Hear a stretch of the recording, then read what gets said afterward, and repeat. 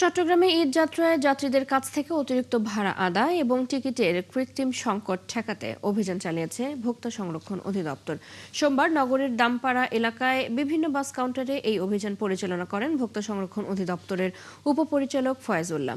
অভিযানে মূল্য তালিকা প্রদর্শন না করায় এবং অন্যান্য অনিয়মের দায়ে কয়েকটি বাস কাউন্টারকে 11,000 টাকা জরিমানা করা হয়। এ সময় যাত্রীবাহী বাসের সিট ভিত্তিক ভাড়ার মূল্য তালিকা প্রদর্শন নিশ্চিত করার নির্দেশনা দেওয়া হয়। এছাড়া কয়েকটি কাউন্টারকে ভবিষ্যতে এ ধরনের অনিয়ম না করার জন্য সতর্ক করা হয়।